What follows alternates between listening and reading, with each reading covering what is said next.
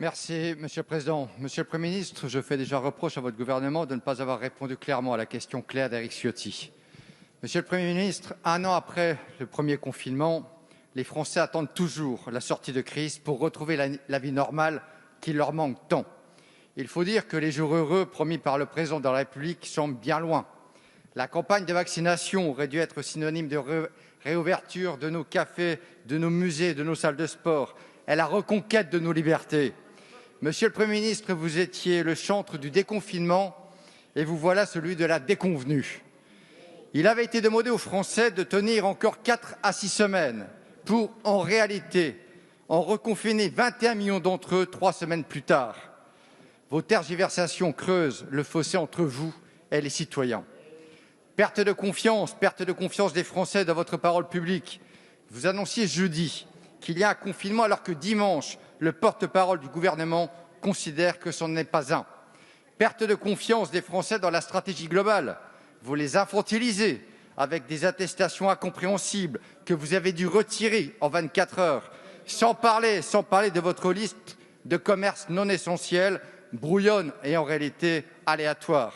Et je pourrais également et aussi citer votre nouveau revirement, dedans avec les miens, dehors en citoyen, l'opposé des 2 autres confinements. Enfin, Monsieur le Premier ministre, perte de confiance dans le vaccin. En 48 heures, AstraZeneca a été suspendu et rétabli.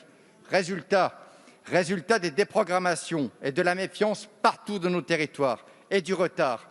Monsieur le Premier ministre, votre stratégie incohérente ne fait que rallonger l'état d'urgence sanitaire et reporter le retour à nos libertés.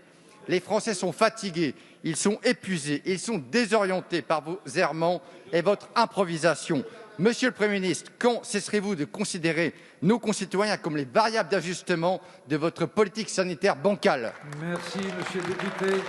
La parole est à monsieur Olivier Véran, ministre des Solidarités et de la Santé. Mesdames et messieurs les députés, monsieur le député Stéphane Viry, je crois pouvoir dire qu'on se connaît bien, on a été parlementaires ensemble et je connais votre sens habituel de la mesure. Monsieur le député, vous partagez et nous partageons ensemble un certain nombre de constats. Oui, l'épidémie est longue. Oui, l'épidémie est dure. Oui, la situation sanitaire est inquiétante. Et oui, la vaccination est plus que jamais nécessaire. Monsieur le député, on avance en marchant.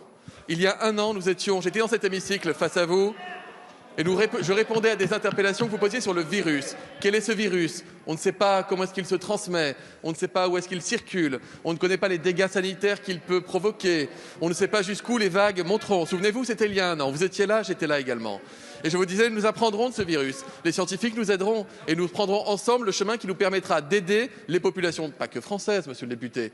Comment pouvez-vous isoler la France dans un environnement mondialisé où tous les pays autour de nous font face à la même difficulté face à l'épidémie avec des mesures qui sont absolument identiques dans leur fondement, à une exception près, c'est que la France ne ferme pas ses écoles, la France ne ferme pas l'intégralité de ses commerces et la France, contrairement à ses voisins européens, n'a pas confiné sa population pendant 3 mois tout au long de l'hiver pour reconfiner à nouveau au mois de mars. Bref, monsieur le député, face à ces difficultés, vous avez le droit, en opposant, de considérer que nous faisons mal notre travail. Et vous avez le droit de le dire.